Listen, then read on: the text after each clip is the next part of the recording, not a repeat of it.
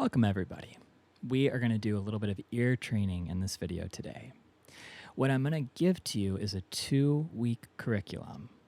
In the first week, you're going to practice some exercises. I'd recommend about 10 or 15 minutes a day with them using your instrument.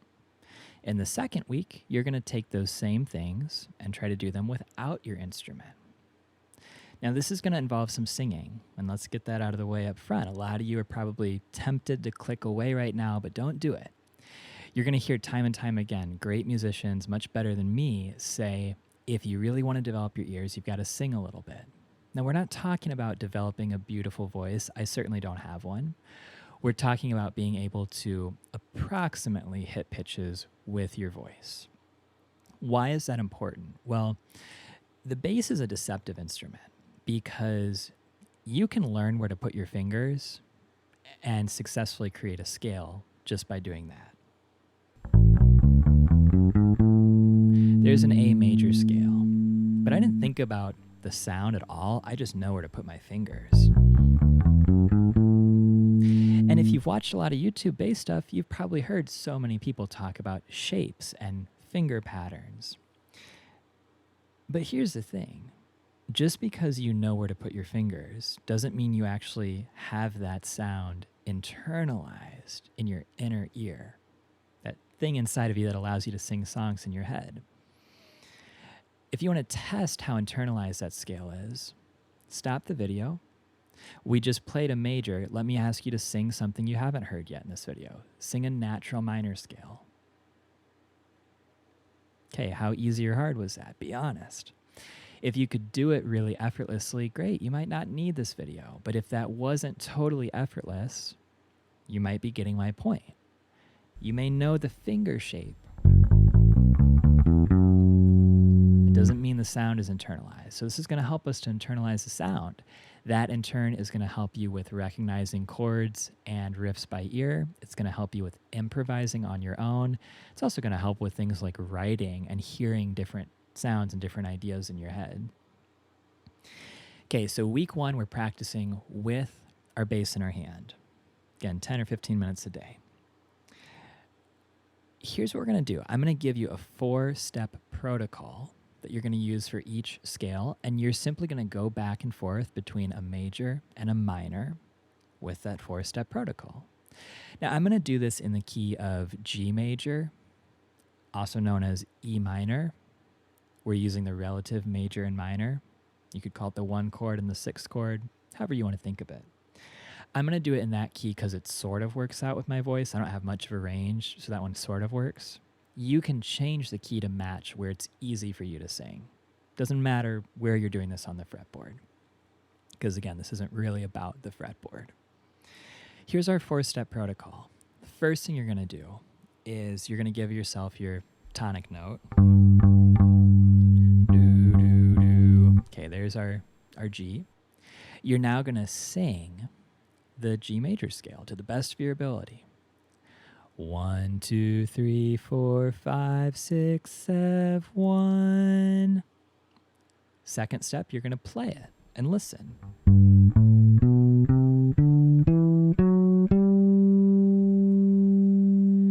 Okay, first impression, I was like basically there, right? Now you're going to play and sing at the same time. And the point of this step is that you're fine-tuning. You're adjusting the pitch of your note to more precisely match the pitch of the instrument. 1, 2, 3, 4, 5, 6, 7, 1. There we go. I know that when I just sing, I tend to go flat. I was doing it there. I had to correct up a little bit. 4th step of the protocol, we're going to now just sing it again. 1, 2, 3, 4, 5, 6, 7, 1. And if you want at the end, you can check yourself on that last note. 1. Pretty good. So first step, we just sing it. Second step, you play it. Third step, you sing and play at the same time, fine-tuning as you go. 4th step, you sing it again. And the idea is that by the time you get to the 4th step, where you're singing it again, you've worked on it a little bit. So it's maybe going to come out a little bit better than it did on step 1. We just did it for the major scales, so now I'm going to switch and do the relative minor, E minor. But here's the trick. It's probably the most important moment in the video, so don't skip this. Don't give yourself the starting note. Try to find it in here. I know where my 1 is. 1. So you can either sing down the scale in your mind, 1, 7, 6, or you might know what 6 sounds like. That's kind of the whole point of this exercise, is by the end of it, you will know what 6 sounds like on its own. Anyway, though, you're going to try to sing the minor scale now, relative minor. 6, 7, 1, 2, 3, 4, 5, 6. Step 2, we play it.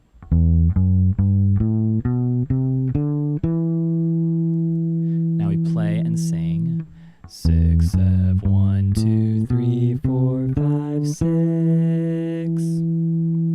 Now I just sing it again.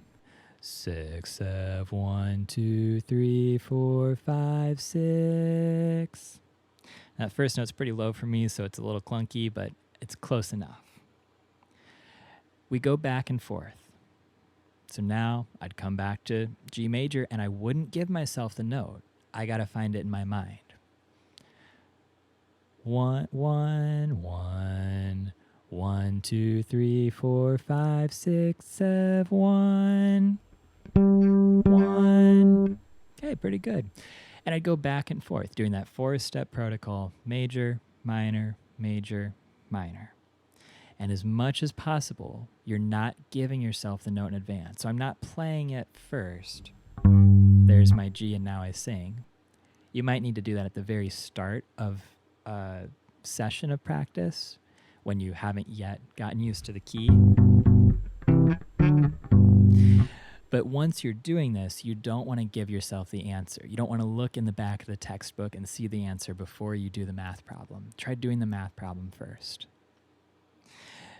I've just done it ascending.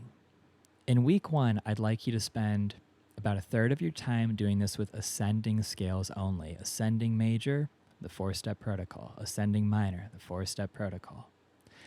Then I'd like you to spend a third of your time doing that with descending versions. 1, 7, 6, 5, 4, 3, 2, 1.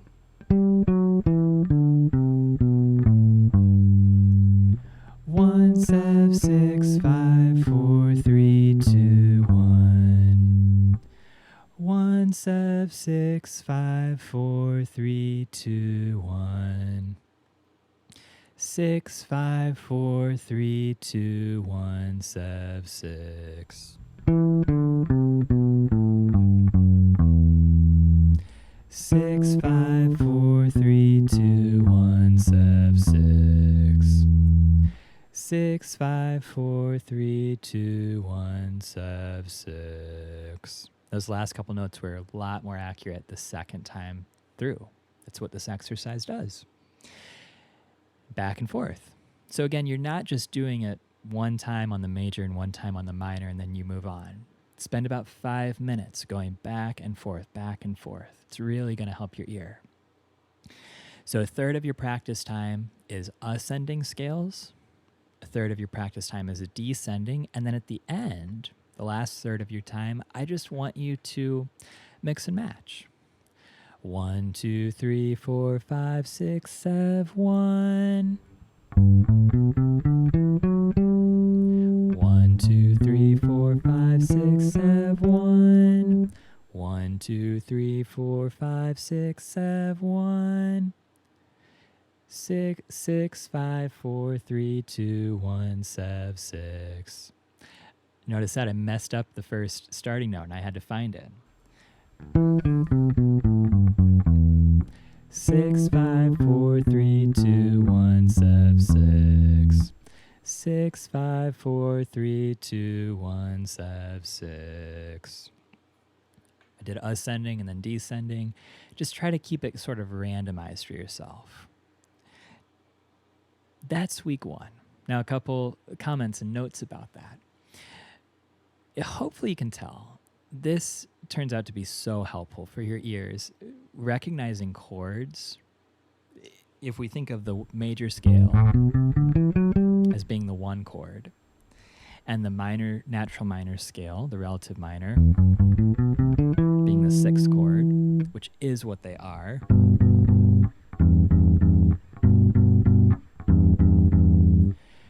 Doing this for a while, you are going to get so fast at recognizing the one chord by ear. That one's kind of easier, but also recognizing the sixth chord by ear, which is not as easy. And then, of course, down the road, we're going to do this with other scales as well in other videos. But you got to start small. If you try to do this kind of ear training with like all the modes all at once, it's going to be too much for your brain to digest, and you're actually not going to gain anything. Start small. We're just doing 2 scales. You can always do more, but for 2 weeks, just really commit to these 2.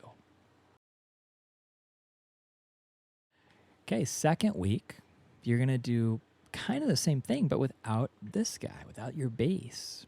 Now, you could do this in the practice room. I'd recommend trying to incorporate this into other time that you have. Like you might do this while you're taking a walk, doing the dishes, driving your car, anything where you don't have to really engage with another person and you can mentally focus on this exercise. Even if you're multitasking with your hands, that's a perfect chance to do a little casual ear training. Now, I know if I'm taking a walk, I'm not going to be singing fully, definitely not that good a singer. I might quietly hum to myself.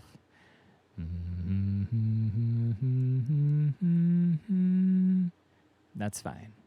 That's what you can do too, but for the video, I'll keep singing.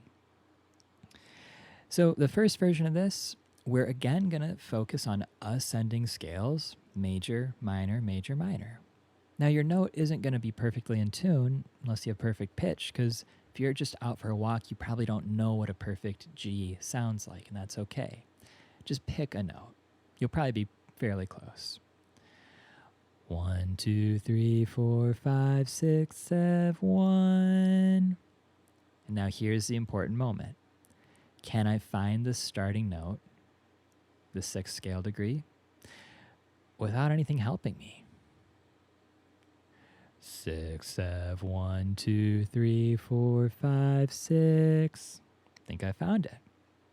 Now, you could cheat a little bit, and at first you might need to. By cheat, I mean you could count down. 1, 7, 6. Okay, there's 6. But I'd recommend trying not to. The goal here is to get to a point where you just know what 6 sounds like. That's how you're going to quickly recognize the 6th chord in a progression, or recognize, oh, that's a natural minor scale. So as much as you can, try to challenge yourself to just summon the 6th, even if it means that sometimes you're wrong, versus counting down into it. You're going to do that back and forth, major, minor. Then you're going to do that back and forth, descending. 1, 7, 6, 5, 4, 3, 2, 1. 6, 5, 4, 3, 2, 1, 7, 6. 1, 7, 6, 5, 4, 3, 2, 1. 6, 5, 4, 3, 2, 1, 7, 6. I'm just practicing summoning the starting note for myself, and to the best of my ability, trying to stay on pitch. Now, I'm pretty pitchy, but I'm close enough that I have the general sound. Ascending, and then descending, and then for the last third of this exercise, you're going to mix and match. And this will be a little bit harder because, again, you're having to find your starting pitch. 6, 5, 4, 3, 2, 1, 7, 6. 1, 2, 3, 4, 5, 6, 7, 1. 6, 7, 1, 2, 3, 4, 5, 6. 1, 7, 6, 5, 4, 3, 2, 1. If you can do that at the end of week 2, and you know, these aren't 1,000,000% accurate pitches. Again, I'm just not that good a singer, but I'm in the ballpark. If you can do that at the end of week 2, you are going to be in really good shape to start recognizing these chords by ear. The 1 chord, the 6th chord. You're going to be in really good shape to recognize these scales by ear. And if you're improvising with these scales,